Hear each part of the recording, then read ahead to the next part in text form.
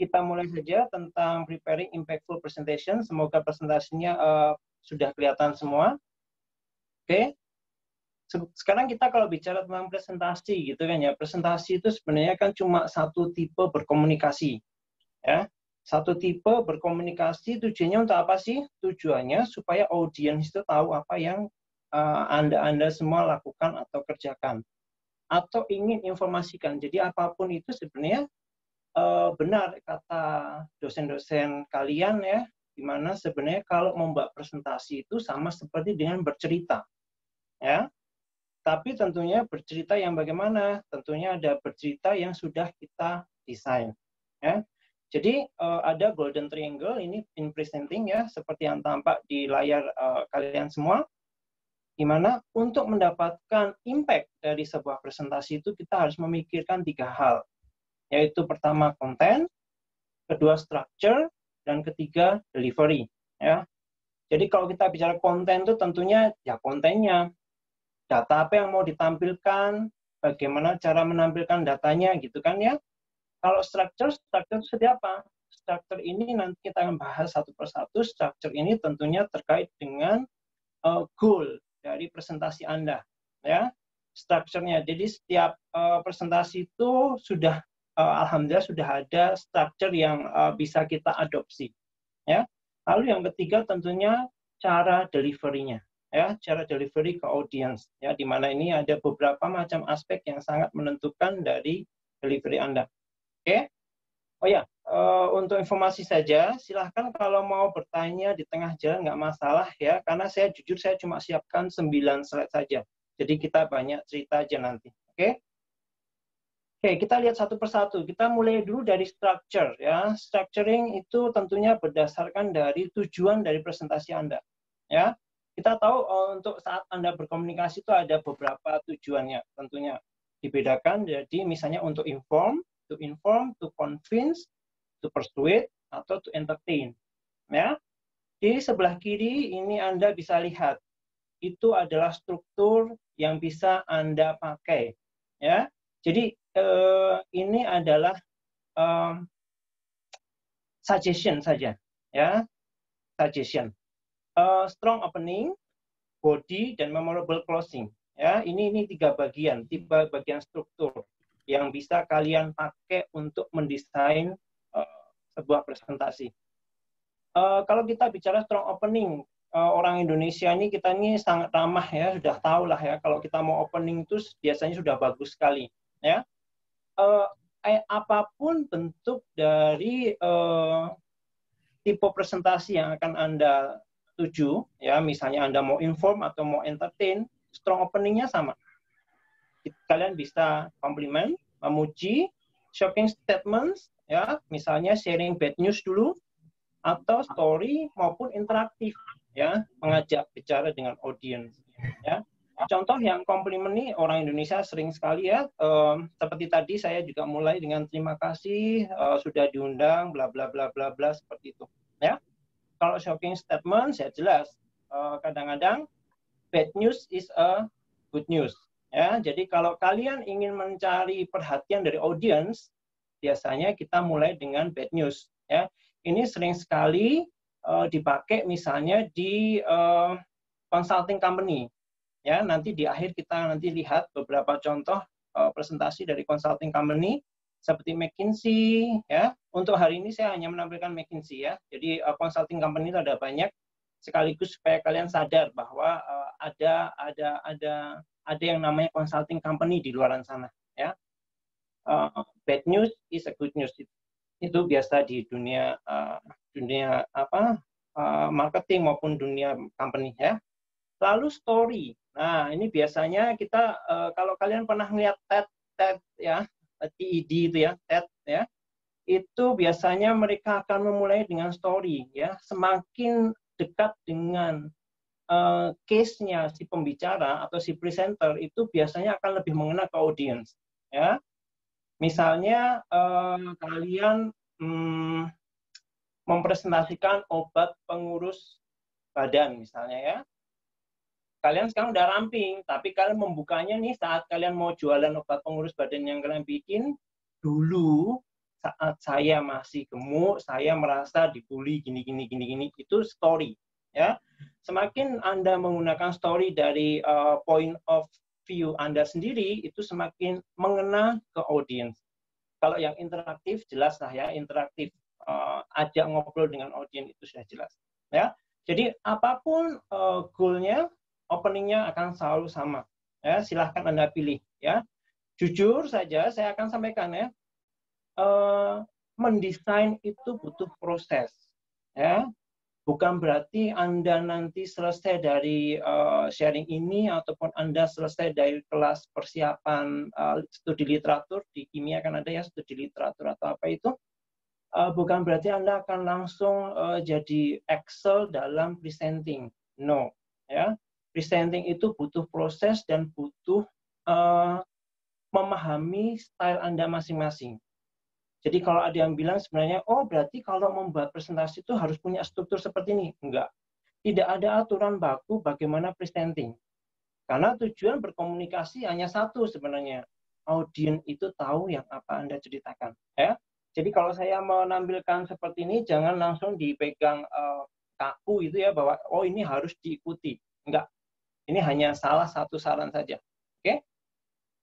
Oke, sekarang kita bicara di opening ya. Tentunya setelah opening tentunya ada body ya, ada badannya dari presentasi ya. Kalau inform tentunya kita bicaranya adalah, sorry ya saya sambil pakai pen aja ya supaya bisa coret-coret. Nggak mau keluar nih. Sorry. Oke ya. Berarti tidak aktif ya, kalian bisa lihat nih poin ya, fact, explanation ya, poin-poin apa yang akan Anda sampaikan, tentunya di support dengan fact ya, lalu dijelaskan ya. Style ini mungkin paling sering dipakai kalau kalian mempresentasikan di kelas ya, seperti itu ya misalnya ya. Lalu untuk to convince ya, tentunya kalian juga mulai dari facts ya, lalu artinya apa dan manfaatnya apa ya. Namanya aja untuk mengconvince. Convince apa ya bahasa Indonesia ya?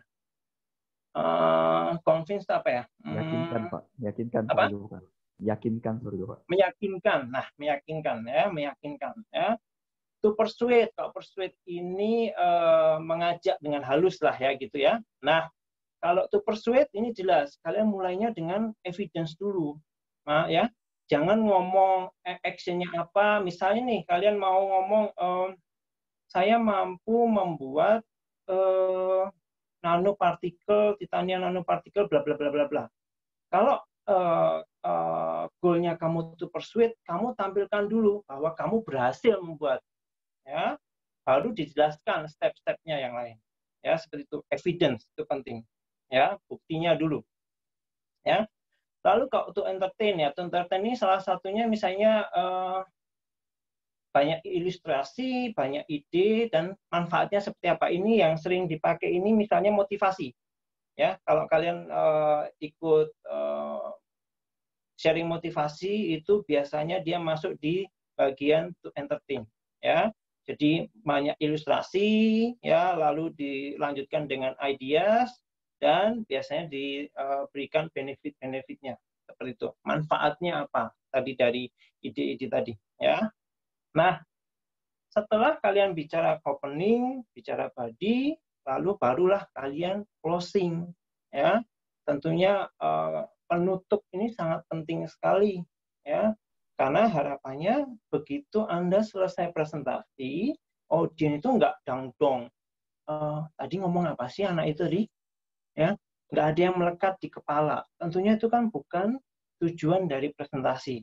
Ya, makanya closing ini sangat penting, yaitu memberikan sebuah informasi kembali ya yang paling penting kepada audiens ya.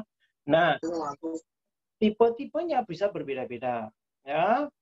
Misalnya summary untuk to inform, to convince itu bisanya key points ya, action benefit untuk to persuade, lalu to entertain itu misalnya challenge atau inspire. Misalnya nih kalian mengikuti motivasi untuk belajar giat bla bla bla bla bla bla bla bla.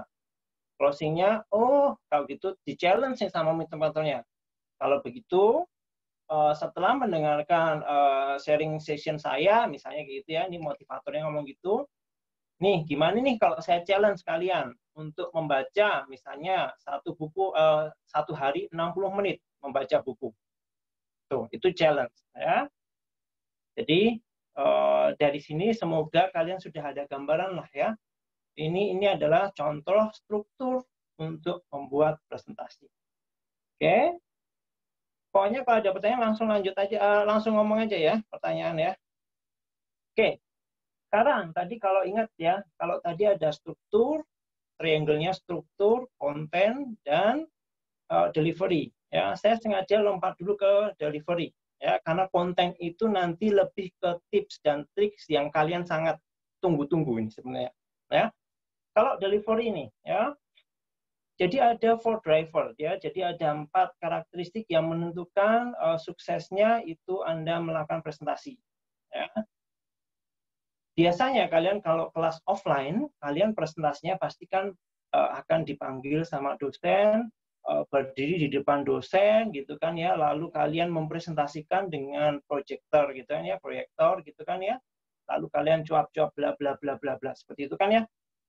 Di situ tantangannya sebenarnya kan kecil nih, tantangannya kalau nggak teman kalian ngantuk gitu kan ya, atau kalian grogi ya, tantangannya cuma itu ya, tapi kalian masih bisa merasakan interaksi nih fisikal dengan teman, dengan dosen gitu kan ya. Jadi jadi kalian misalnya nih melihat audiensnya tiba-tiba udah mulai apa namanya, kok kayaknya kurang power atau kurang apa ya, kurang attention ya terhadap presentasi, kalian bisa mulai membuat sesuatu gimmick atau apa untuk mengembalikan mood. Itu bisa ya. Tapi begitu kalian sekarang melakukan semuanya by online, challenge-nya itu semakin banyak. Ya. Makanya 4 bagian ini menjadi semakin lebih penting sekarang. Ya. 1, tentunya adalah audience engagement. Ya. Tentunya kalau tadi kembali lagi ke topik yang pertama, inti dari presentasi itu adalah komunikasi. Ya.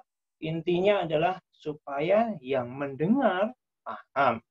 Nah, tentunya kalau kita bicara audience engagement, kita harus tahu dulu. Kita tahu dulu tipe audience kita seperti apa sih, ya. Nah, di sini saya tampilkan contohnya itu adalah 4 tipe CEO ya, tapi CEO manusia. Jadi saya anggaplah itu juga tipe manusia lah gitu ya. Misalnya ada tipenya analytical, driver, amiable atau ekspresif. Ya. Yang analytical itu apa sih? Yang analytical itu biasanya dia itu semuanya harus basisnya adalah data, data, data, dan data. Ya, kalau driver ini dia bisanya basisnya adalah result, ya result oriented. Ya, jadi kalau tadi analytical itu data, biasanya dia detail, dia struktur. Nah, kalau driver ini biasanya dia itu pinginnya result oriented, pinginnya presentasinya ringkas. Ya, nah, kalau amiable ini biasanya dia tenang gitu kan ya, soft spoken, jadi dia nggak terlalu banyak komplain lah gitu kan ya.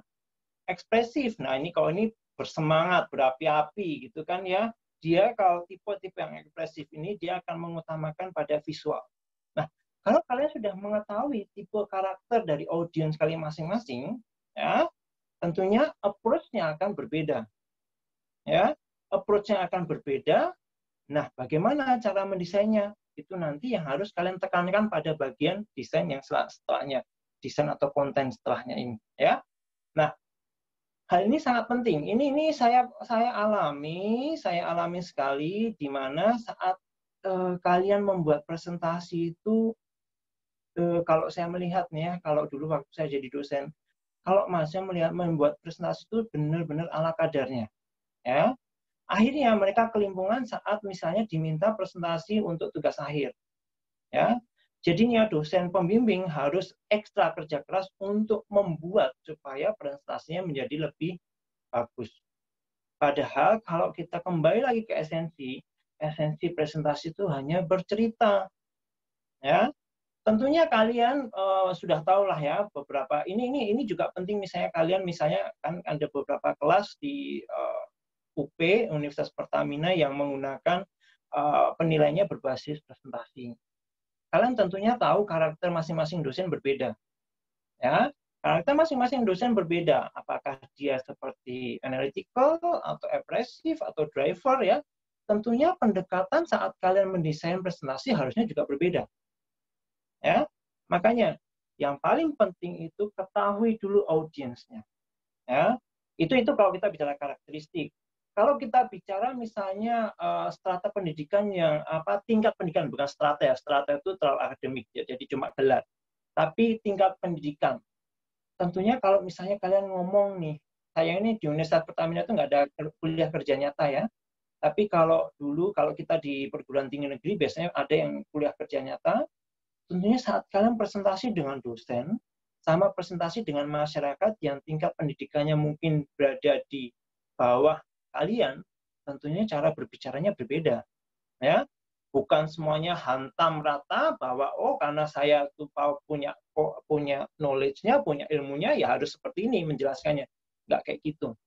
Ya, kembali harus diingat tujuannya adalah supaya maksud dari kalian itu tersampaikan pada audiens. Oke ya, itu audience engagement. Jadi ada banyak faktor yang jelas, ketahui dulu audiensnya siapa. Ya, gitu. Yang kedua ini semakin kentara saat di dunia online nih, misalnya di online presentation ya. Ini juga menjadi hambatan juga bagi para dosen dulu awal-awal saat misalnya mulai dilakukan kelas online. Ya, kita harus belajar tentang teknologi dan kadang-kadang masalahnya itu banyak. Ya. Kunci untuk online presentation ya, kalau kita bicara teknologi itu adalah understand your tools. Ya. Jadi ini sebenarnya tidak hanya untuk online ya, saat kalian membuat presentasi PowerPoint pun ya, misalnya kalian yang pakai Windows atau misalnya pakai apa ya, kalau Mac itu saya lupa sendiri malah Keynote ya, kalau di Mac itu Keynote ya, aplikasinya Keynote gitu kan ya. Kalian harus tahu cara menggunakannya itu seperti apa ya. Sering ini saya dulu waktu menguji sidang TA disuruh slide view, bingung Mas Yan. Itu kan jadinya time taking ya. Makanya tadi saya usahakan ya, kalau kata kuncinya kalau misalnya online, usahakan datang sebelumnya, pastikan dulu, cek apakah presentasi kalian bisa dilihat dari audiens dulu atau enggak sebelum masuk ke acara intinya. Ya, pastikan itu semuanya berjalan dengan smooth. Ya. Yang kedua tentunya networking, ya, network. Makanya kalau kalian tentunya namanya komunikasi, namanya audiens, kita selalu berusaha saling menghargai satu sama lain. Ya. Kalau esensinya menghargai, tentunya kita selalu servis sebaik-baiknya lah ya. Servis sebaik-baiknya itu dengan cara apa? Bukan berarti dengan harus membelikan sesuatu, enggak. Paling enggak, saat acara dimulai, itu semuanya everything is going well. Ya. Salah satu yang jadi sering masalah itu adalah tiba-tiba, sering saya dulu waktu jadi dosen dengar, mohon maaf Pak, network saya lagi kacau balau. Ya. Padahal ini misalnya untuk penilaian. Ya. Mungkin kita masih bisa memahami lah to some extent. Tapi begitu Anda nanti keluar ke dunia kerja, keluar ke dunia misalnya penjurian, mereka tidak ada itu namanya bisa memaklumi. Ya. Makanya sebelumnya kalian harus cek dulu semuanya, apakah semuanya sudah oke atau belum. Nah, itu yang bagian untuk teknologi. Sekarang kita bagian voice nih, voice. Untuk Anda yang misalnya suaranya bagus, intonasinya bagus, itu sangat bagus ya. Sudah punya bekal lah untuk presentasi ya. Karena voice ini most important tool. Sekarang sebagai contoh nih, misalnya kalian melihat dosen itu ada typo di presentasi, tapi yang diomongin itu tidak salah, otomatis kalian nggak akan ngeh kan ya. Tapi begitu kalian dengar yang kalian dengar itu keliru nih, misalnya, matahari terbit dari barat, langsung kalian, enggak, ini ada yang salah nih statementnya, ya. Makanya voice nih ya itu sangat penting di sini. Most important tools in presentation ya. Nah, yang harus dipahami itu tentunya dalam kalau kita berbicara itu adalah intonasi dan pace. Ya. Yang sering jadi masalah adalah kalian itu belum menikmati presentasi atau takut dengan time frame ya karena kalian desainnya juga kurang prepare, jadi bikinnya datanya banyak, otomatis pengennya itu ya satu slide itu 1 menit gitu ya, padahal bikinnya 60 slide gitu kan ya.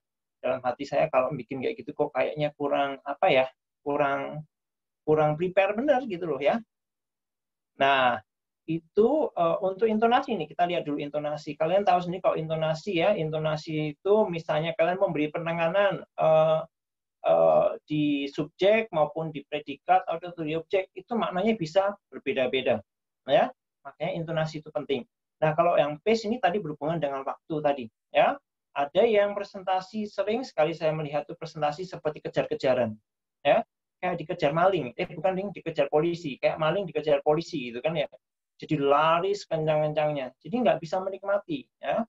Ini kesalahan ini biasanya karena kurang preparasi dalam membuat presentasi. Kenapa?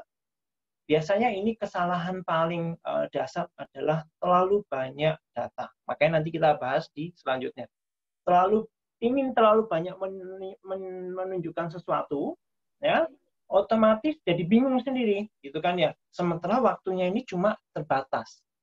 Ya, nah itu yang harus kalian latih dari sekarang. Oke.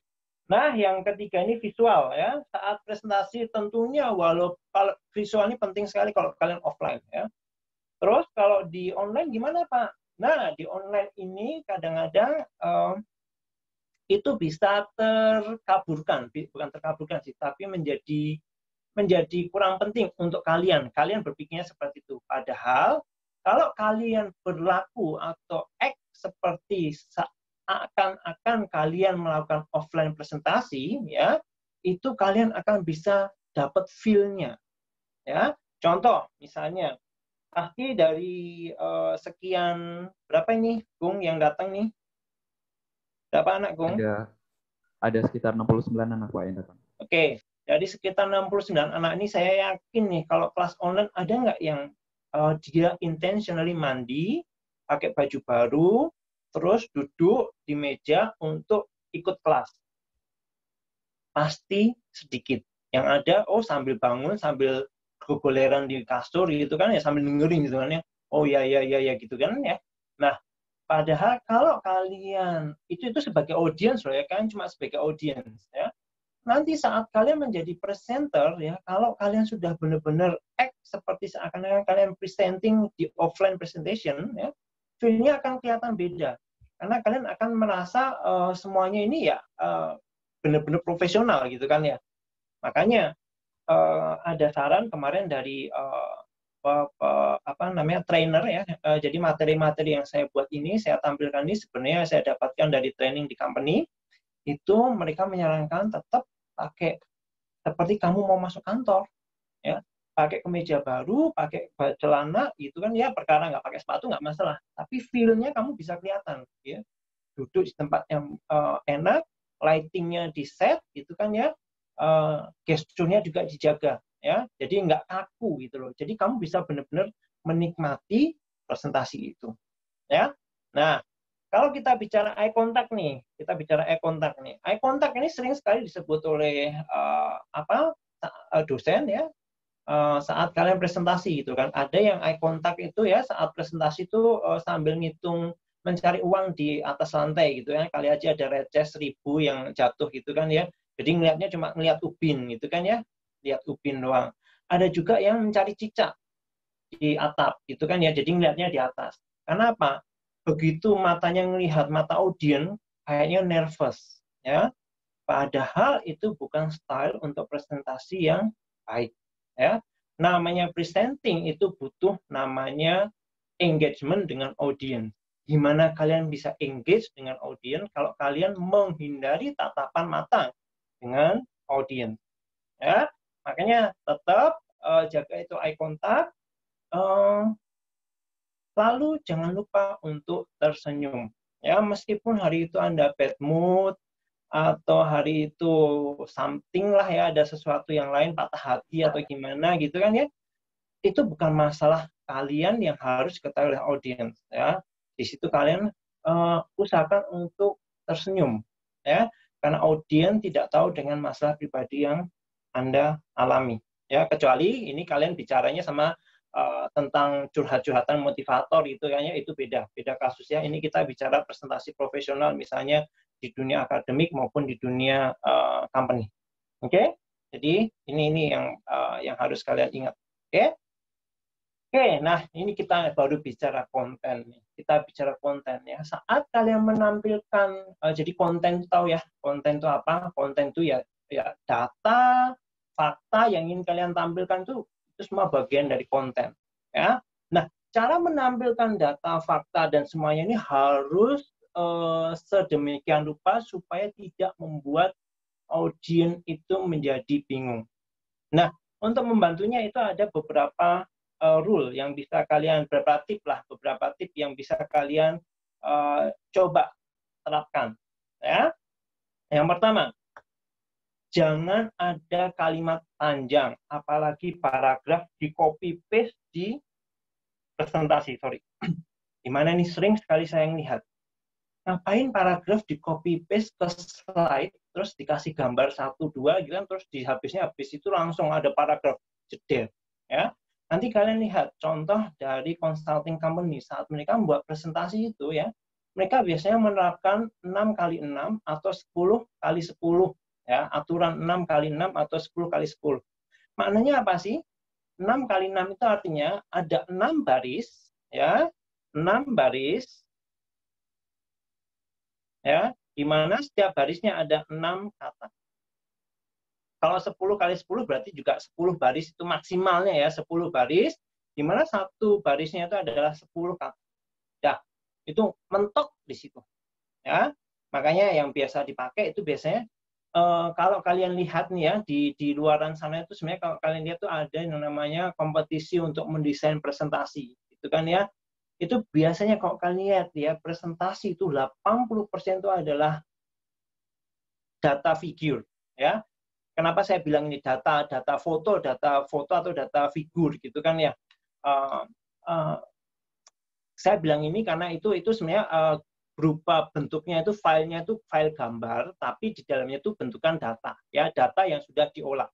Ya, nanti itu penting karena itu nanti saat di step selanjutnya kan tahu data itu bukan data mentah ditampilkan ke mukanya audiens, bukan kayak gitu ya. Tapi data yang sudah kalian olah itu yang penting. Ya, jadi ini 6x6 itu seperti ini. Ya, oke. Lalu tips yang kedua, usahakan kalian itu saat audiens melihat satu slide itu ya, dalam 10 detik itu mereka sudah paham. Ya, makanya di sini kalian berarti bisa membayangin nih, bisa nggak sih? Coba lihatlah presentasi yang kalian susun sekarang. Coba kalian lihat dalam 10 detik, kira-kira orang itu bisa memahami nggak sih? Karena nanti kalau orang itu belum bisa memahami, yang ada malah dia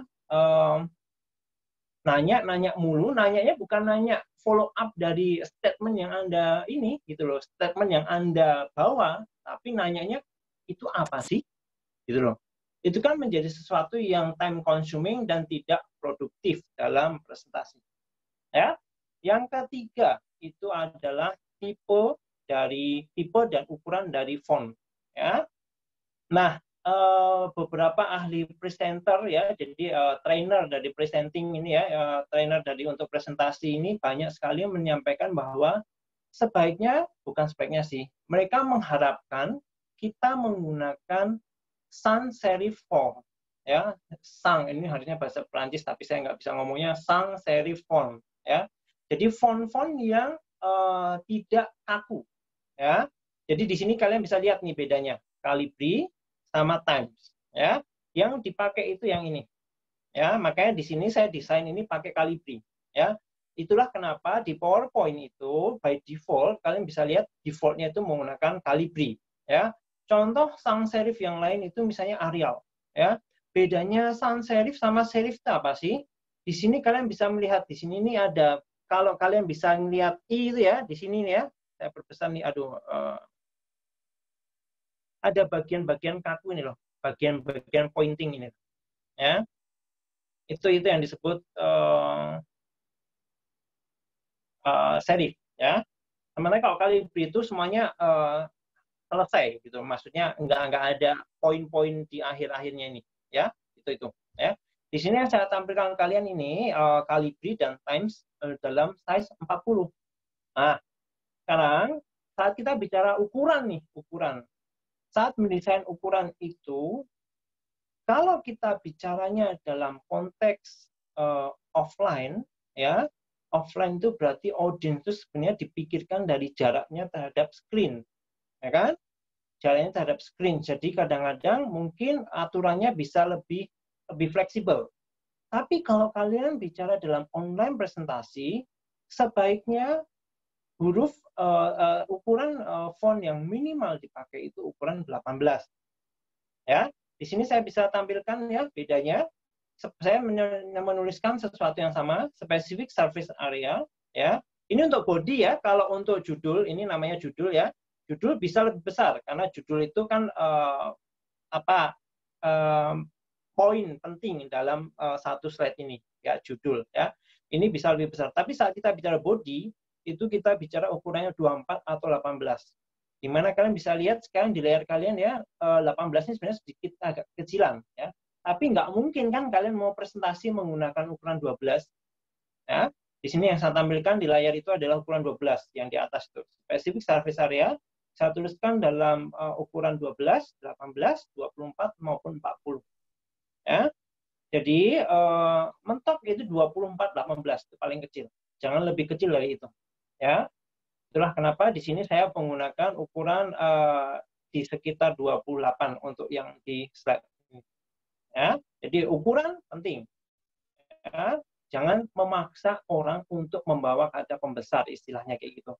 Karena apa? Maknanya kalau kalian sudah menumpahkan banyak data, terus banyak tulisan, terus ukurannya kecil, yang ada audiens itu males. Ini mau nonton apa sih saya mau baca apa sih, saya nggak bisa, saya nggak paham nih maksudnya apa. Itu yang ada di pikiran audiens. Ya. Nah, yang keempat, yang terakhir itu adalah color palette. Ya, jadi saat kalian mendesain presentasi, usahakan kalian itu konsisten terhadap desain dan konsisten terhadap pemilihan warna. Ya. Nah, pemilihan warnanya seperti apa nih? Ada beberapa tipe, terserah kalian. Ya, ini benar-benar preferensi kalian. Kalau saya sih lebih prefer monokrom. Di mana monokrom itu bermainnya di mana? Kalian memilih satu warna, lalu tinggal merubah tingkat kecerahannya saja, tingkat saturasinya. Jadi bisa menjadi lebih pudar, seperti itu. Ya, seperti contoh di sini. Ya. Atau menggunakan metode triadik ya. Kalau kalian punya color wheel, kalian menggunakan segitiga sama sisi, kalian bisa menentukan nih komposisi yang pas ya. Atau yang sering disebut dengan metode pemilihan warnanya itu dengan komplement, jadi yang berlawanan arah. Jadi kalau hijau sama ini apa nih, oranye tua gitu kan ya, something like that. Oke. Jadi itu terserah mau stylenya seperti apa. Tapi gunakan yang konsisten. Ya. Karena persepsi mata kita itu sebenarnya sudah ada pattern-nya gitu kan ya. Makanya kalau ingin tidak mencolok mata gitu kan ya, saat prestasi kadang-kadang ada itu misalnya background-nya biru, font-nya kuning. Wah, itu pusing langsung ya kalau kita melihat. Nah, makanya desain itu penting ya, gunakan saja. Kalau saya lebih prefer monokrom. Ya, seperti itu. Oke. Kita lanjut. Ini kok malah enggak. Oke. Ya. Nah, tadi kita bicara nih tadi tentang desain ya. Nah, finally yang bisa saya sampaikan itu adalah apa? make it simple, ya, make it simple ya. Karena apa? Semakin Anda saat menyederhanakan masalah itu pun menjadi sebuah tantangan ya. Itu sesuatu yang diinginkan oleh semua orang kan ya, termasuk diinginkan saat kalian misalnya menjelaskan sesuatu itu ya. Dosen atau penilai pasti inginnya mendengar penjelasan yang simple tapi mengena daripada penjelasan panjang tapi tidak mengena. Makanya dulu kalau saya ujian ya, waktu saya jadi dosen, kalau saya ujian saya selalu kasih warning. Saya tidak mau ada jawaban yang menulis novel. Ya, menulis novel dengan harapan apa? Bisa menyentuh permukaan-permukaan, jadi saya bisa menganggap itu nyentuh-nyentuh jawaban. Ya, jadi saya selalu beli nilai minus kalau yang menulis novel, gitu kan ya. Karena apa? By design jawaban itu bisa di set straightforward. Ya, make it simple. Ya, make it simple. Ya, nah gimana caranya? Karena kita itu bukan desainer ya, kecuali kalian memang ada background desainer gitu kan ya. Nah ini ada beberapa ide, inspirasi yang bisa kalian jadikan sebagai contoh, tapi tidak dicontek. Ya, beda loh ya. Contoh inspirasi untuk mengembangkan, gitu kan ya. Nah, untuk slide inspiration itu ada Canva, ada Design Bold, lalu ada All PPT. Di sini yang free itu yang All PPT ini. Ini free. Ya, nanti bisa di double check itu ya. allppt.com ya. Tentunya memilih presentasi, memilih tipe template itu tentunya yang mana yang paling cocok dengan style atau struktur yang ingin Anda capai tadi. Itu jelas. Ya. Nah, saat kalian membuat slide tentunya membutuhkan infografik nih misalnya. Kalian bisa juga mendapatkannya dari picture chart atau infogram. Ya. Tapi ini kayaknya berbayar ya, karena kita harus copyright itu harus selalu dipegang loh ya. Ingat, kalian adalah masyarakat akademis ya, di mana harus menghargai sekecil apapun usaha yang dibuat oleh orang lain. Ya, itulah kita selalu usahakan copyright base ya. Lalu kalau kalian butuh stock pictures ya, stock pictures ini ada yang free ini, yang Pexel, terus yang Unsplash ini free nih. Banyak foto-foto free. Jadi kalau kalian misalnya ingin bercerita, terus ingin misalnya bercerita, saya ingin mencari, saat saya menjelaskan, ini pemecahan masalahnya, saya ingin mencari gambar lampu bolam yang menyala gitu kan, yang desainnya bagus, coba cari ke Unsplash ya. Di sana bisa di banyak foto stock picture yang free, for free. Jadi kalian bisa langsung download, bisa langsung kalian gunakan di presentasi kalian. Ya, ini free. Tapi nanti coba dicek lagi ya. Tuh, ya. Jadi ini contoh-contoh aplikasi yang bisa kalian gunakan untuk membantu membuat desain itu menjadi lebih menarik, ya, lebih menarik. Oke. Nah, coba sampai di sini dulu sebelum kita beralih ke jadi poin-poin tadi dipakai di McKinsey gitu kan, contohnya gitu kan ya. Sampai di sini ada yang mau bertanya dulu nggak? Baik Pak, ini udah ada beberapa pertanyaan Pak. Mungkin saya bacakan saja. Jadi yang pertama itu dari Brigita. Pertanyaannya itu, biasanya mahasiswa menghafal untuk presentasinya. Apakah metode tersebut efektif Pak? Ini sangat pertanyaannya, ya mungkin bisa ditanggapi terlebih dulu Pak. Oke, satu dulu Brigita ya. Ini Brigita. Brigita 2018 Pak, bukan Brigita. Oh, Pak. Bukan. Oke. Ya Pak. Oke. Brigita ya, oke. Sangat tidak efektif. Bahkan presenter menyarankan kalian bahkan tidak menuliskan note yang di bawahnya presentasi itu apa namanya? Saya nggak pernah bikin, jadi saya nggak ngerti itu. Kalau kalian buat presentasi itu di bawahnya ada kolom untuk menulis naskah narasi yang ingin kalian omongin. Apa sih namanya daerah itu? Lupa lah, pokoknya itu. Ya, itu sangat tidak efektif. Karena apa? Akhirnya kalian benar-benar tidak memahami dan tidak menyelami apa yang ingin kalian tonjolkan dari slide Anda. Ya, dan yang jelas nih satu hal. Saat kalian menghafal atau membaca naskah narasi penjelasan dari setiap slide, ya. Jadi saya ini tadi cuap-cuap nih ngomong ini, saya tadi nggak punya naskah gitu kan ya. Ya mengalir aja, ada apa adanya gitu kan ya. Nah, saat kalian melakukan sebaliknya dengan menggunakan tadi naskah atau menghafal narasi tadi, ya, itu orang akan merasa itu sangat kaku. Ya, makanya yang ditampilkan jadi nggak luwes. Ya, karena apa? Saat kalian ganti slide dari slide 1 ke slide 2, slide 3 itu kadang-kadang mendadak tiba-tiba, oh ini harus di point out nih, lebih nih. Apalagi kalau misalnya ada interupsi dari audiens, oh saya pengen tahu yang ini, yang ini, yang ini. Ternyata yang itu dibutuhkan dalam slide selanjutnya. Otomatis narasi yang tadi kalian sudah desain, by design itu nggak akan digunakan lagi. Ya, makanya saran saya hindari itu, perbanyaklah latihan berbicara. Lawang kalian mau ngomongin gosip A sampai Z itu, luwes ya, luwes ya. Tapi begitu ngomongin sesuatu yang sebenarnya sama gitu kan ya, gosip itu kan ya gosip itu yang bedanya cuma statement yang bukan fakta gitu kan. Sekarang diganti aja menjadi fakta yang harus diomongin gitu. Itu menjadi susahnya minta ampun. Ya, itu yang harus kalian latih perlahan-lahan. Oke. Mungkin semoga bisa menjawab kita tadi. Silahkan lanjut, Gung. Pertanyaan selanjutnya. Baik Pak, pertanyaan kedua dari Haziziyah. Jadi pertanyaannya itu ketika selesai presentasi kan biasanya ada sesi tanya jawab. Nah, ketika ada peserta yang menanyakan di mana topiknya itu di luar dari apa yang kita presentasikan, nah itu bagaimana Pak kira-kira caranya untuk menanggapi? Sementara kita itu belum menguasai seperti itu materi yang ditanyakan. Ini good question ya. Saya selalu bilang seperti ini. Saat kalian ini khususnya kalau kalian misalnya presentasi membuat laporan untuk penelitian gitu kan ya, atau apapun lah misalnya.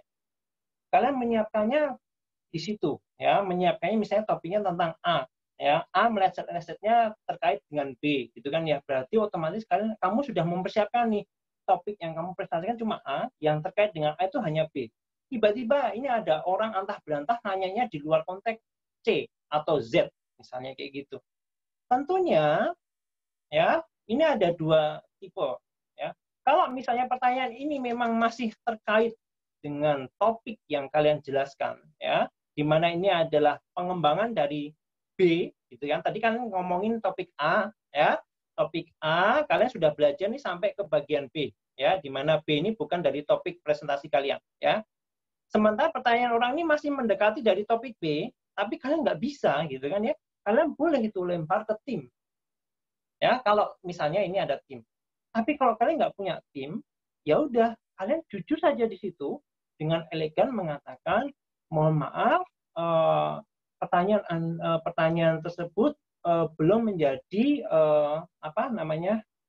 poin diskusi dari presentasi saat ini.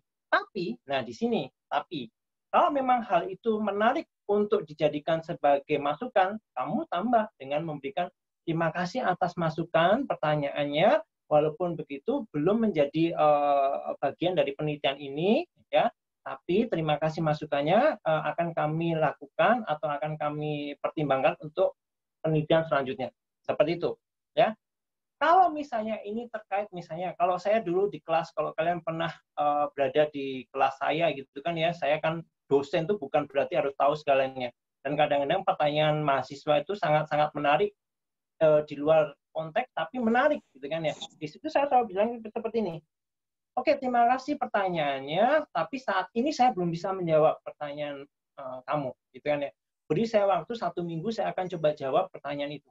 Ya, kalau memang ada kemungkinan untuk bertemu lagi di selanjutnya, konsep jawaban yang baru saja saya sampaikan itu paling baik.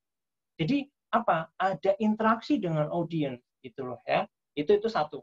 Tapi kalau misalnya kalian ini di international conference nih, international conference, biasanya di international conference di mana saat yang hadir itu benar-benar sudah memahami masalah yang kita presentasi, mereka biasanya tidak akan bertanya di luar koridor. Ya, yang sering itu malah yang berada di level antara gitu loh. Ingin tahu tapi bukan pada tempatnya. Ya udah, jawaban yang bisa diberikan ya jawaban tentunya dengan humble tapi tetap elegan seperti tadi. Ya, terima kasih tapi mohon maaf sayangnya materi tersebut belum masuk dalam di bagian presentasi kami saat ini. Bla bla bla bla something seperti itu. Ya. Apakah bisa menjawab itu tadi? Ya Pak, mungkin Hazizia ada masalah dengan mikrofonnya, Pak. Oke, nggak apa-apa. Ini Yuk, saya lanjutkan ke pertanyaan berikutnya, Pak ya. Jadi pertanyaan ketiga ini dari Serina. Jadi pertanyaannya itu, bagaimana caranya untuk mengharmonisasikan data atau gambar dengan desain di PPT-nya, Pak? Mungkin maksudnya antara gambar dan data itu bagaimana susunannya dan komposisinya, seperti itu, Pak. Mungkin bisa ditanggapi, Pak. Oke. Nanti kita bisa lihat itu di situ ya. Yang jelas kata kuncinya adalah Anda tidak mempresentasikan data. Ya, artinya apa sih kata-kata saya ini? Data mentah itu bukan untuk diberikan ke audiens. Ya, yang harus diberikan ke audiens itu adalah data yang sudah diolah sedemikian rupa sehingga memberi suatu kesimpulan. Ya, nanti kita lihat di bagian McKinsey di mana dia tuh menampilkan data itu nggak asal menampilkan data. Saya sering kali melihat ya mahasiswa itu menampilkan misalnya dia mempelajari nih efek penambahan bukan nggak usah yang gampang aja, efek perubahan temperatur terhadap ukuran kristal nanokristal zinc oxide misalnya kayak gitu ya. Dia terus menampilkannya cuma tabel ya, tabel temperatur A, temperatur B, temperatur C, temperatur D, temperatur E gitu kan ya, ada 5 temperatur. Terus di sebelah kanannya ditampilkan itu. Ini di presentasi loh ya, kalau di paper beda loh ya, paper beda. Tapi di presentasi ini ditampilkannya cuma luas area si temperatur A, temperatur B, temperatur C, temperatur sampai temperatur E tadi. Terus misalnya ukuran kristalnya dari tem seperti ini gitu, bla bla bla bla seperti itu. Sementara kalau kalian misalnya buat itu sebagai perbandingan dalam bentuk bar diagram ya atau bar chart, itu kan jadi lebih menarik gitu kan. Trennya seperti apa sih? Oh, dengan naiknya temperatur, ternyata ukuran partikelnya menjadi semakin besar gitu kan ya. Itu kalau kalian tampilkan dalam bentuk bar chart, jadi lebih menarik ya. Kalau misalnya kalian mau komposisi nih, komposisi kalian tampilkan dalam pie chart.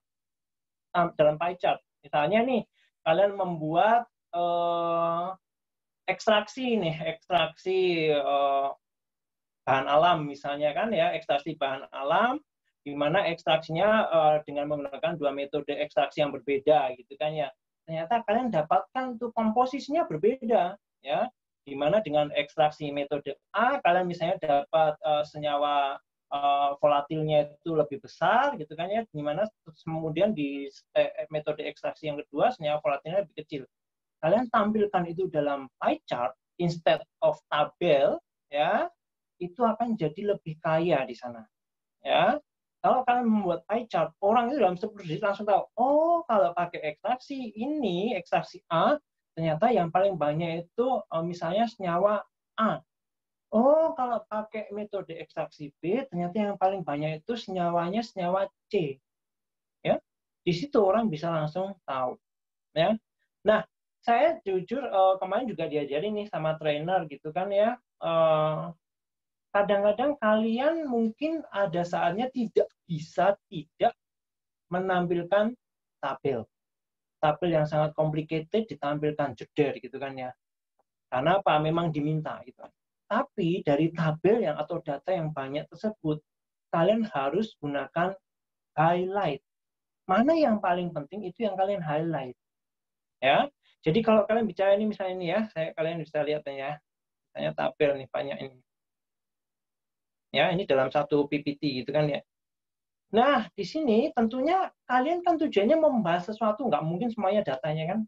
Kalian highlight bagian ini misalnya di highlight. Nah, setelah di highlight, baru kalian bercerita. Ya, ini kalau benar-benar kalian tidak bisa, tidak untuk memasukkan tabel yang complicated. Seperti itu. Oke, apakah semoga menjawab pertanyaan tadi siapa Gung namanya? Dari Serina, Pak. Oke. Ada lagi yang mau ditanyakan? Sebenarnya ada beberapa pertanyaan di sini, Pak. Sepertinya peserta juga sangat antusias. Ini sebelumnya saya ingin bertanya apakah Bapak ingin lanjut untuk presentasi dulu atau ingin... Waktunya paling berapa menit? Masih 40 menit, Pak, waktunya. Masih 40 menit. Ya. Silakan kasih pertanyaan lagi sekitar 10 menit, nggak apa-apa. Oh iya, baik, Pak. Jadi pertanyaan berikutnya ini dari Fandri. berkaitan dengan demam panggung, Pak. Jadi, padahal kalau misalkan kita udah latihan presentasi, tapi itu bagaimana cara menghadapinya, Pak, agar tidak terpengaruh oleh demam panggung ini. Jadi, agar timing, visual, dan semuanya itu berjalan dengan baik itu kira-kira bagaimana, Pak? Oke. Semua trainer, bahkan itu juga, ini kan Pak disinggung, benar-benar nggak ada resepnya untuk menyelesaikan itu, kecuali kalian sendiri yang menyelesaikan itu.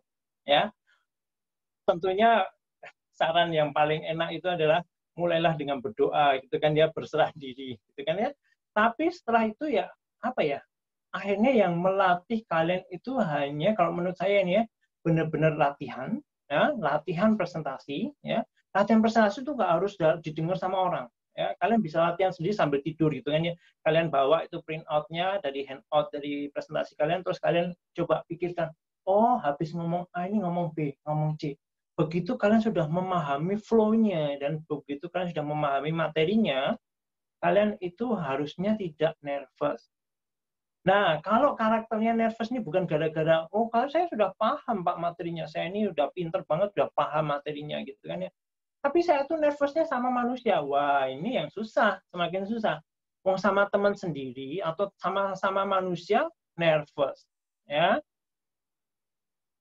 Kalau di ujian kemarin sering sekali kita memang mendapati mahasiswa yang nervous. Kalau di ujian kan dipikirnya kan dosennya itu pasti gimana-gimana gitu kan ya.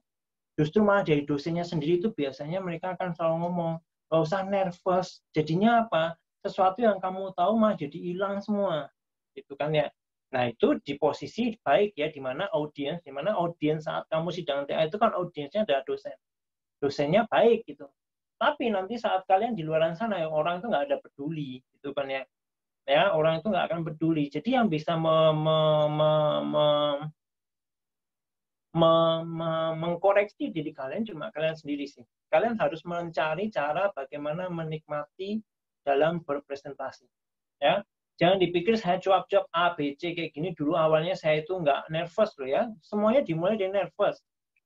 Nah, kalau kalian nervous, terus kalian sering presentasi, sering berbicara ke dosen, bisa memahami materi dengan jelas, insya Allah nggak akan nervous. Ya, tuh. Apalagi kalau nervousnya ini dalam skala kalian misalnya cuma nampil di depan mahasiswa teman-teman kalian sendiri. Aduh, kok kayaknya gimana gitu ya. Apakah ada banyak yang seperti itu? Ya, oke. Silakan yang lain. Baik, Pak. Berarti sebelumnya tentang nervous ini bisa diatasi dengan jam tayang yang banyak ya, Pak. Jadi semakin sering presentasi kita juga bisa mengurangi si rasa nervous ini, berarti ya, Pak ya? Itu menurut saya satu-satunya cara sih. Karena kalau berhubungan dengan psikologis manusia, ya cuma yang bisa menyelesaikan cuma manusia itu sendiri sih. Apalagi ini ketakutan yang menurut saya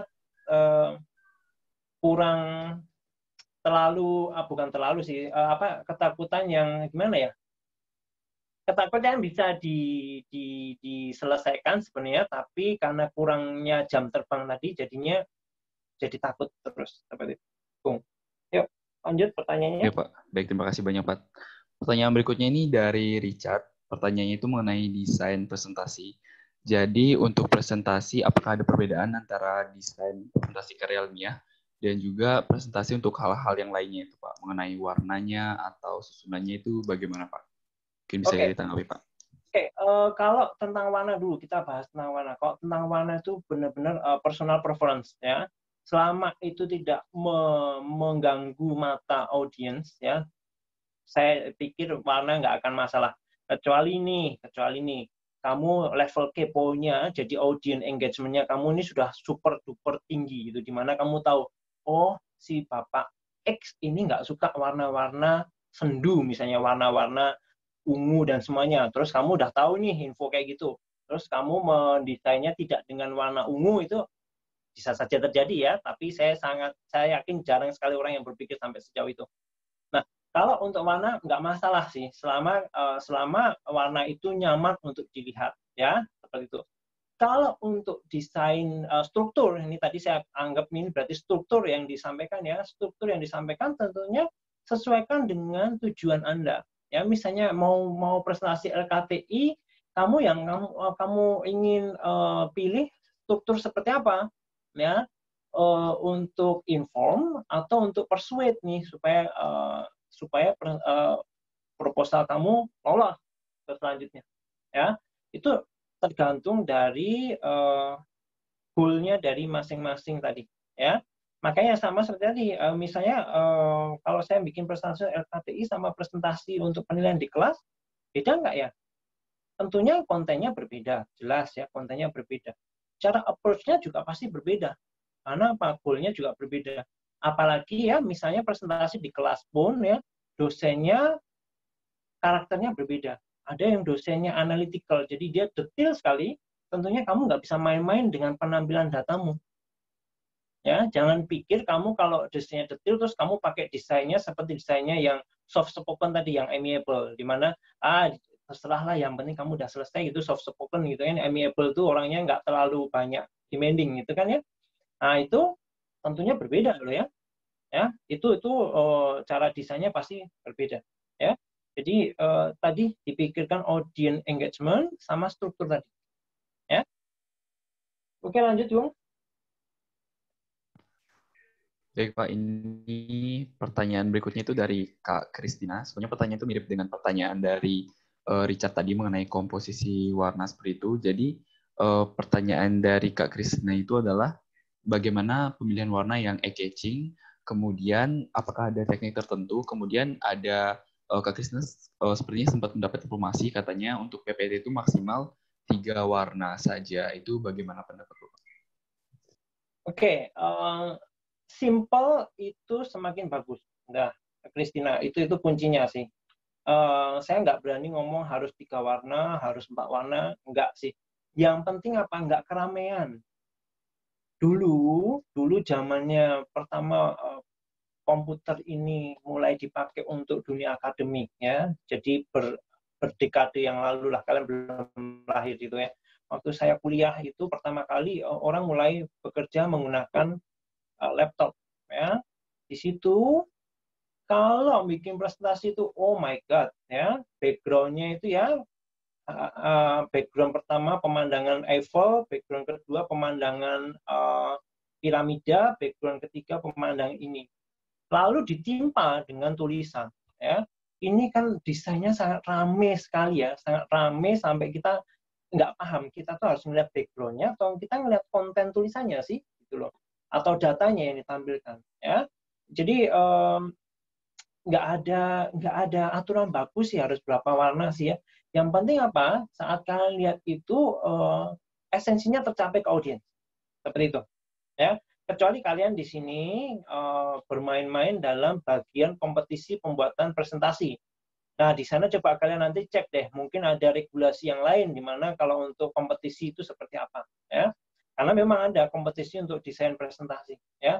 Nah, di allppt ini, allppt.com ini ada beberapa contoh desain, kamu bisa lihat deh, itu sebagai inspirasi, kamu nanti coba bikin itu ya, sesuai dari ide yang ada, pakailah itu dan kembangkan menjadi milikmu sendiri, ya.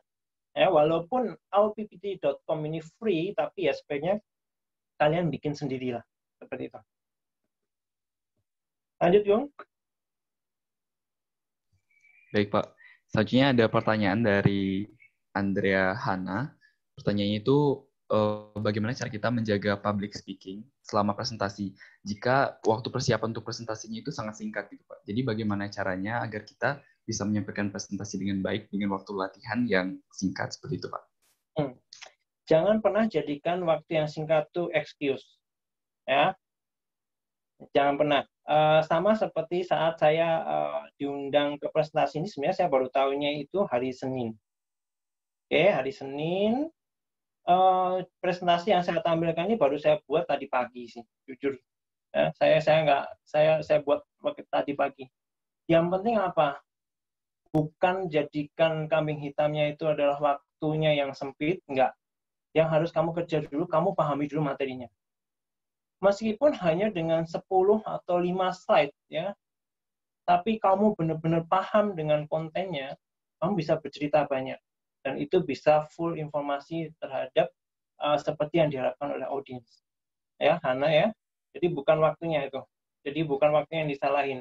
Karena sesingkat-singkatnya waktu itu pasti lebih dari 1 hari kalau untuk level kalian. Ya. Paling nggak 24 jam lah. Ya. Kalau di dunia company nanti kalian baru merasakan tuh. Sore ada presentasi, kita baru tahu pagi. Ya. Tapi apakah itu jadi kendala untuk kita? Enggak. Kita ya do the best ya. Do the best, yang penting kita paham dulu materinya. Oke, materinya sudah benar-benar paham, tampilkan itu dalam presentasi. Ya. Karena idenya presentasi tadi itu ya, kalau yang pemenang-pemenang kompetisi itu ya, 80% itu cuma data kok. Nggak banyak tulisan di sana kok. Selama Anda bisa mengolah data sedemikian rupa ditampilkan ke audience, that's fine, ya, that's all. Oke, Gung, lanjut. Baik, Pak, mungkin ini pertanyaan berikutnya dari Rizkepin Kak Riz. Pertanyaannya itu bagaimana ketika kita menyampaikan kata-kata agar presentasi kita itu terlihat profesional seperti itu, Pak. Misalkan ketika pembukaan, kemudian penutup, kemudian menanggapi pertanyaan dari audiens atau peserta agar terlihat profesional tuh kata-katanya bagusnya bagaimana? Seperti itu, Pak. Mungkin bisa selalu mulai dengan kata terima kasih. Apapun itu. Ya, selalu ini misalnya kalian ada pertanyaan nih. Kalian misalnya ada pertanyaan, mulai selalu dengan terima kasih atas pertanyaannya, ya. Tapi jangan dijadikan tuh jadi pattern gitu ya. Nanti setiap pertanyaan terus terima kasih udah berapa menit tuh habisnya untuk ngomong terima kasih ya. Tapi usahakan mayoritas itu selalu ucapkan dengan terima kasih, langsung jawab pertanyaannya dengan straightforward dengan cara menampilkan data. Nah, ini yang bagus nih ya. Yang sering lupa dari para beginner seperti kalian itu adalah menggunakan pointer. Ya, makanya ini sengaja saya ngajarnya pakai pen, gimana saya bisa coret-coret gitu kan ya. Karena apa? Kalau kalian lupa pakai pointer ya, dimana kalau offline kalian bisa langsung mendekat ke slide, ke proyektor, ke layar untuk menunjuk gitu kan ya. Tapi saat kalian offline ya, kalian ngomong nyerocos ya, ngomong data A, B, C di satu slide. Tapi kalian nggak membawa si audiens itu untuk melihat data mana sih yang harusnya difokuskan gitu loh. Ini yang sering dilupakan itu adalah menggunakan pointer. Ya. Terus kalau terkait bahasa yang elegan dan semuanya itu kembali lagi sih jam terbang ya. Yang jelas kalau misalnya ada pertanyaan selalu ucapkan dulu mulai dari terima kasih. Terima kasih atas pertanyaannya Bapak atau Ibu. Jadi menurut saya untuk pertanyaan tadi seperti ini ya, misalnya kayak gitu ya. Kalau untuk membuka ya membuka dengan baiklah, nggak usah berlebihan, yang cukup saja. Bisa dimulai dengan salam, assalamualaikum warahmatullahi wabarakatuh, terima kasih sudah di-invite, atau terima kasih sudah diundang, atau terima kasih atas kehadiran, ya tergantung poinnya, kamu diundang atau kamu mengundang orang, ya terima kasih atas kehadirannya Bapak dan Ibu dalam acara meeting pagi ini, bla bla bla bla bla seperti ini. Ya. Dari sini malah saya tiba-tiba ada yang kelupaan saya sampaikan. Yang saya kurang paham itu adalah 2 hal ya kalau melihat presentasi mahasiswa. Begitu masuk halaman judul, tiba-tiba ada istilahnya keynote ya, key point yang mau disebutkan. Ditulisnya cuma introduksi, terus nanti bahan dan alat, result and discussion, kesimpulan. Ngapain ya? Saya 1 detik gitu untuk melihat itu ngapain ya? Saya nggak outline, ini bukan keynote tapi outline. Bukan itu sih harusnya outline untuk ditampilkan gitu kan ya. Kalau mau outline sebenarnya bisa ditampilkan langsung dulu seperti menuliskan abstrak gitu. Bukan menuliskan abstrak dipindah jadi paragraf, enggak. Abstrak itu adalah gambaran dari satu materimu. Jadi kamu bikin poin-poin itu outline gitu loh. Sementara kalau hanya menjelaskan selamat pagi Bapak Ibu, outline untuk presentasi hari ini adalah dibagi sebagai berikut. Introduction, lalu kedua adalah experimental material and equipments. Terus yang ketiga adalah result and discussion, yang keempat conclusion. Ngapain ya? Aku harus tahu itu ya. Ini saya nggak paham nih feelingnya ya. Nanti kalian lihat tuh, kalau kalian lihat di contoh yang bisa kalian buka itu ya di consulting company gitu ya, mereka nggak pernah menampilkan seperti itu. Dan saya juga personally dari awal saya juga nggak ngerti sih tujuannya apa. Ya, seperti itu satu. Yang kedua, yang kesalahan sering sekali dilakukan oleh mahasiswa itu adalah menggunakan animasi yang berlebihan. Dari slide pertama ke slide kedua, transisi menggunakan animasi. Oh, turun dari langit, terus lompat-lompat gitu slide-nya. Jadi kita butuh waktu untuk melihat tulisannya itu sampai dia selesai jungkir baliknya gitu. Please, hilangkan animasi untuk transisi. Nggak penting sekali, kecuali kalian mau bikin itu untuk acara ulang tahun adik kalian gitu kan ya, supaya meriah gitu kan ya, dengan lagu-lagu nggak penting.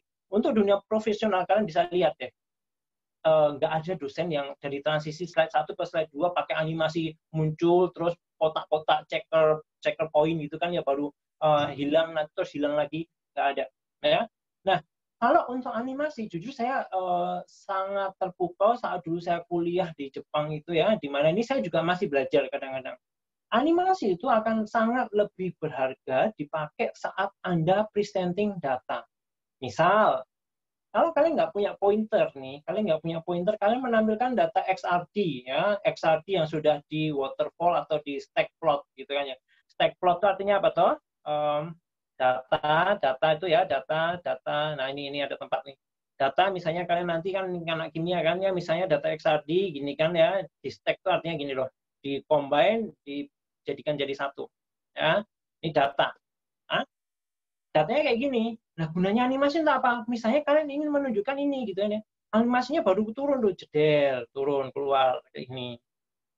Oh, nah itu tanpa menggunakan pointer pun kalian bisa membawa audiens untuk melihat apa tuh yang mau kalian ceritakan.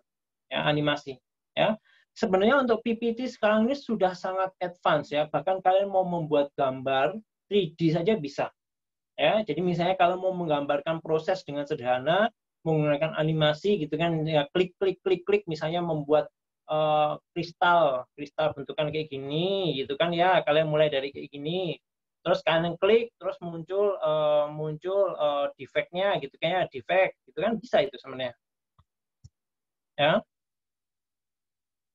seperti itu ya. Gunakan animasi di tempatnya, nggak perlu semuanya dikasih animasi. Muncul judul aja pakai bouncing animation. Aduh ya, please itu tolong dikoreksi. Oke, Gung, lanjut. Baik Pak, terima kasih atas tanggapannya. Mungkin tanggapan Pak Haryo tadi juga sekaligus menjawab pertanyaan dari Aksan ya. Untuk Aksan, pertanyaannya sepertinya sudah dijawab oleh Pak Haryo. Selanjutnya mungkin Pak Haryo dapat melanjutkan materinya terlebih dahulu Pak, sebelum nanti mungkin akan ada pertanyaan lainnya dari teman-teman Pak. Silakan Pak. Oke, sekarang ini tinggal 3 slide sih ya. Ini kita lihat dari lesson from McKinsey ya. McKinsey itu consulting group ya, di mana pertamanya juga pakai McKinsey kadang-kadang ya, atau BCG gitu ya. Kalian coba mulai biasakan kuping kalian mendengar consulting group, karena mereka itu biasanya lebih banyak tahu tentang mereka biasanya mengompel, bukan banyak tahu. Mereka biasanya mengompel banyak hal sehingga menjadi sesuatu yang kaya ya. Keunggulannya McKinsey itu adalah mereka mampu membuat story ya, bukan datanya tapi story-nya. Jadi orang bisa paham bahwa oh seperti itu toh kesimpulannya ya. Nah, lesson from McKinsey yang bisa kita peroleh itu tadi sebetulnya sudah disentuh di bagian-bagian awal, yaitu biasanya pertama adalah mereka punya powerful opening ya. Powerful opening itu bisa good news, bisa bad news, bisa statement atau bisa interaction terhadap audience ya. Bahkan bad news pun bisa dipakai loh ya, seperti tadi sudah saya sebutkan ya, bad news actually is a good news ya, dimana kalian itu bisa dari bad news biasanya kalian punya pemecahan terhadap masalah tersebut. Kalau enggak kalian nggak paham bad news apa yang harus diselesaikan apa itu ya, powerful opening. Jadi kalau melihat, nanti kalian lihat contohnya ya, nanti kalian bisa lihat contohnya itu kalau slide dari McKinsey dia nggak ada tuh namanya nanti pembagian introduction, terus karena saya meneliti water splitting elektrokatalis, sinar matahari potensinya sangat besar sekali tapi masih bisa diolah bla bla bla bla, nggak penting banget ya gitu ya. Jadi judulnya bukan introduction tapi dia langsung merujuk ke apa sih yang ingin disampaikan dalam slide itu ya. Jadi kesimpulan dari slide itu malah ditampilkan sebagai judul. Itu stylenya McKinsey ya. Dimana saya sekarang sedang belajar untuk membuat presentasi juga dengan style tersebut. Ya, tadi saya sudah bilang, membuat presentasi itu tidak mungkin kamu bisa langsung ahli dalam hari ini, gitu kan ya. Saya pun sedang masih dalam proses belajar seperti itu, ya. Powerful opening, ya. Yang kedua itu adalah membuat cerita, ya. Tentunya setelah kalian, jadi ini harus kalian pahami dulu ada materinya. Materinya kalian pahami, terus kalian itu setelah melihat data itu dan diproses data tersebut, apa sih yang mau kamu ceritakan dari data tersebut? Ya, ini dua hal ini kuncinya adalah bukan mempresentasikan data.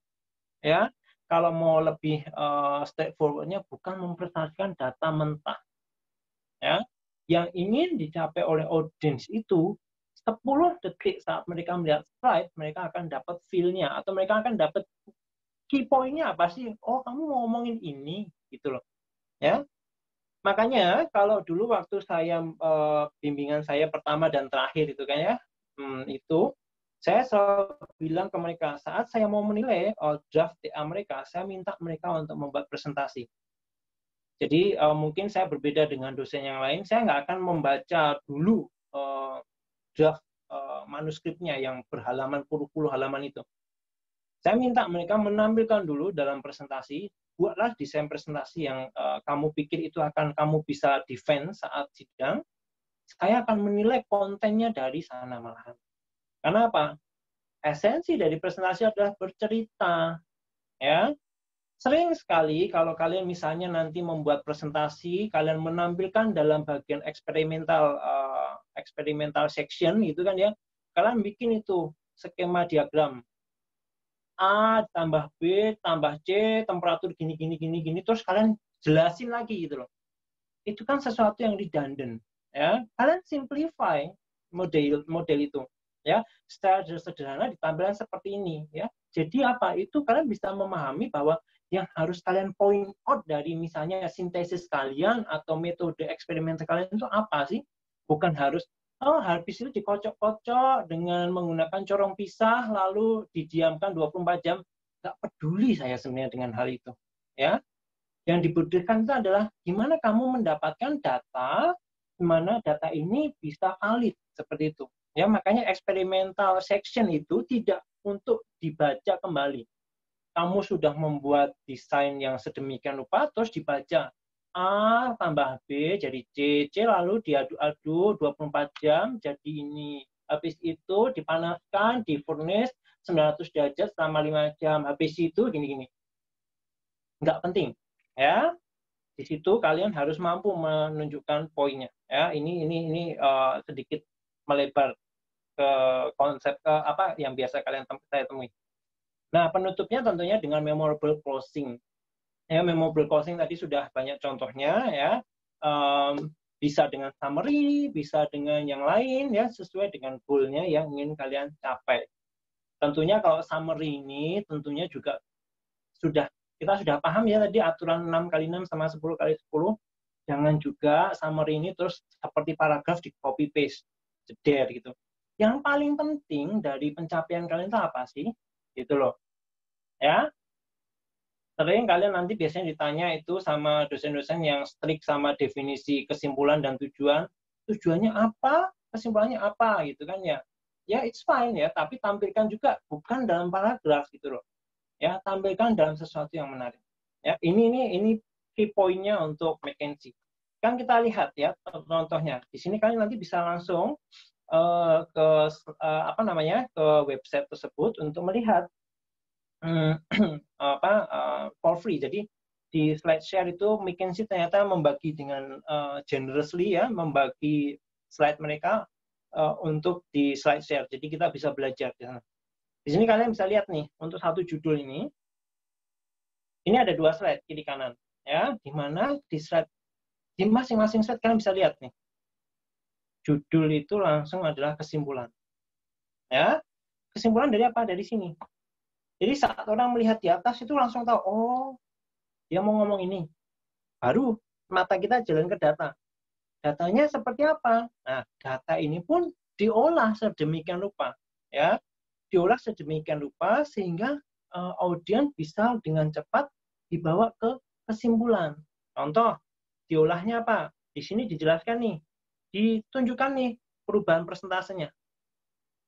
Ya, ditunjukkan perubahan presentasinya. Ini kalau di kiri, kalau di kanan ini langsung ditunjukkan nih naiknya berapa persen nih dari tahun 2010 sampai 2015 langsung ditunjukkan tahun berapa persen kenaikannya. Ya, itu langsung ditampilkan gitu loh. Ya, ini contoh salah satu judul dari McKinsey. Ya, judul contoh yang lain nih. Nah, di sini. Ini datanya banyak, itu kan ya, datanya banyak, tapi ditampilkan ya, dia menghubungkan nih data finance service sama good sama data GDP gitu kan ya. Lalu perubahannya juga ditampilkan lagi di sini kan ya. Langsung ada perubahannya. Dari 2014 sampai 2017 di mana yang paling maksimum itu di 2007 perubahannya berapa. Nah, contoh tadi misalnya menampilkan data itu kan tentunya tidak semua data harus ditampilkan di dalam satu slide.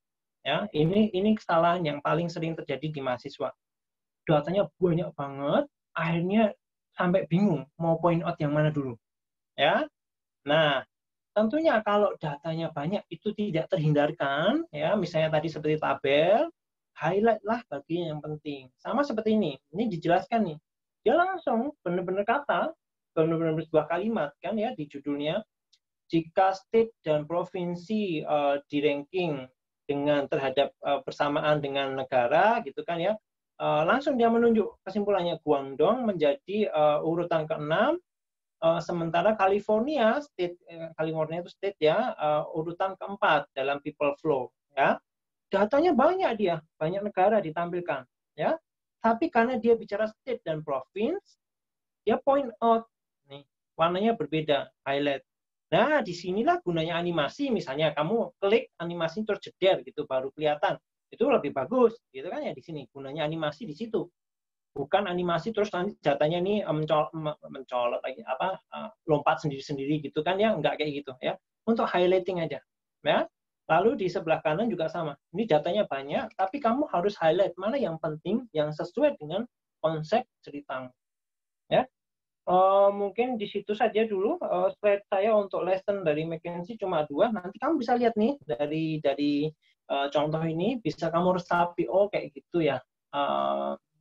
Di slide saya kalau nggak salah juga ada BCG itu Boston Consulting Group, ada juga Deloitte gitu kan ya, itu banyak consulting company yang bisa kalian lihat dan dijadikan inspirasi seperti itu. Oke? Untuk materi saya sudah selesai semuanya. Terima kasih. Silahkan langsung aja ke question and answer. Baik Pak, terima kasih banyak. Jadi sini saya punya pertanyaan Pak. Pertanyaannya dari saya sendiri Pak. Jadi kalau misalkan di offline presentation kan kita bisa melihat audiens, kita bisa melihat apakah audiens masih memperhatikan kita ketika presentasi atau mereka mulai bosan seperti itu. Nah, masalahnya itu sekarang di online presentation, Pak. Kita tidak bisa melihat audiens kita, apakah mereka masih memperhatikan, apakah presentasi kita terlihat membosankan atau bagaimana. Itu kira-kira tipsnya bagaimana, Pak? Agar kita juga bisa enjoy gitu, Pak, ketika presentasi. Terima kasih. Oke. Kalau misalnya ini konsepnya seperti mengajar atau yang lain lah misalnya, interaksi yang paling penting, Bung. Nah, kalau misalnya kalian ini ada 2 kasus nih, misalnya sebagai dosen terhadap mahasiswa atau mahasiswa presentasi di kelas terhadap mahasiswa dan dosen. Di sini kalian bisa menggunakan misalnya bentuk interaksinya itu dengan polling atau dengan kuis, ya. Jadi misalnya nih kalian ngomong A, B, C, D, E, B, F, G gitu kan ya, terus kalian bawa ini, kalau menurut kalian nih, gimana sih misalnya metode yang paling bagus untuk mensintesis ini misalnya ya, apakah itu apply atau enggak, tentunya sesuaikan dengan flow story, ya. Yang jelas, kalau misalnya tadi dengan bentuk polling atau polling online tuh loh yang pakai Mentis apa ya, lupa aku, kuis atau apa ya, menti.com itu ya, menti.com itu kan bisa untuk menjaring aspirasi gitu kan ya, supaya nggak ngantuk gitu kan ya. Kalau nggak kayak gitu, misalnya gunakan juga dengan mengaktifkan chat room, ya, chat room. Jadi kalau misalnya ini audiensnya pemalu, silahkan saya tulis, nggak apa-apa.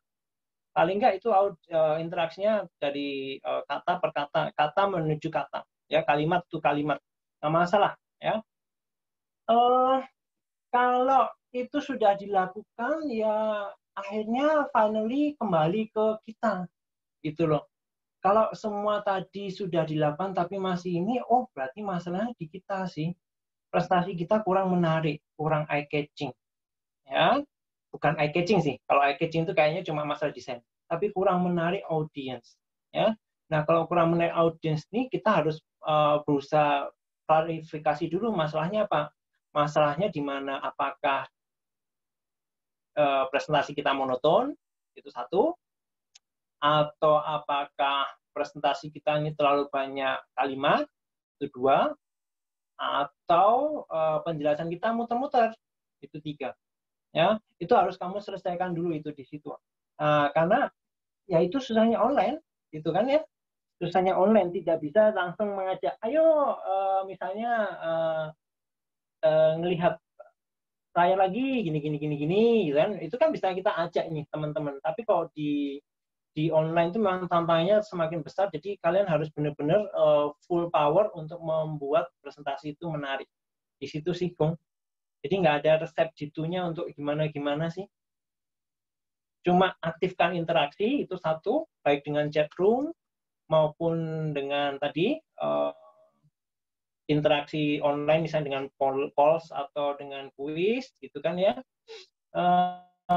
Kalau kalian pakai M-Team nih, kalian katanya kalau M-Team nih saya nggak pernah nyoba sih, bisa pakai whiteboard gitu kan ya. Whiteboard tuh bener-bener kayak feelingnya kayak kita ngobrol di kelas gitu kan ya, saling menumpahkan ide satu sama lain, seperti itu. Itu juga bisa dicoba gitu kan. Tapi kalau itu semua sudah dilaksanakan, tapi masih kurang greget, ini tadi masalahnya mungkin apakah tadi penjelasan kita kurang bagus, presentasi kita kurang masih bulat gitu kan ya, atau yang ketiga, yang terakhir, topiknya nggak sesuai dengan yang di assign. Seperti itu, Kung. Semoga menjawab pertanyaanmu. Baik Pak, terima kasih banyak. Berarti kuncinya itu meningkatkan interaksi dengan audiens kita ya Pak, dengan polling online dan sebagainya gitu ya Pak ya. Betul. Baik Pak, terima kasih banyak Pak. Tapi itu harus dipikirkan dulu ya, karena nggak semua metode tadi apply untuk kasusmu ya. Itu ya. Kasus yang lain mungkin kalau misalnya untuk dosen enak itu dia bisa langsung menggunakan polls gitu kan ya, atau menti.com gitu kan untuk ngajak interaksi gitu kan. Tapi kalau misalnya ini antara mahasiswa yang bisa saya pikirkan cuma ya benar-benar mengaktifkan dari chat room atau menggunakan whiteboard seperti itu. Baik Pak, terima kasih banyak Pak. Kemudian karena waktunya juga sudah akan berakhir, mungkin cukup sekian Pak. Oke. Baik, jadi terima kasih juga. Baik Pak, terima kasih banyak. Jadi itu tadi pemaparan materi dari Pak Haryo mengenai bagaimana kita menyusun PowerPoint yang baik agar apa yang ingin kita sampaikan dapat tersampaikan dengan baik dan audiensnya itu juga paham dengan apa yang disampaikan. Jadi intinya itu kalau kita presentasi, kita itu seperti bercerita. Jadi pertama kita harus bisa menangkap ataupun menarik perhatian dari si audiensnya agar nanti audiens dapat menyimak apa yang kita sampaikan dengan baik. Selain itu, desain dari si presentasi juga penting agar terlihat eye-catching dan juga menarik, intinya itu adalah menarik audiens seperti itu. Jadi dan untuk di closing jangan lupa kita restate ulang apa yang ingin kita sampaikan agar audiens bisa menarik kesimpulan lagi dengan apa yang kita sampaikan. Mungkin cukup sekian. Terima kasih banyak kepada Pak Haryo atas pemaparan materinya. Saya kembalikan kepada pembawa acara. Terima kasih banyak. Terima kasih juga untuk kesempatannya.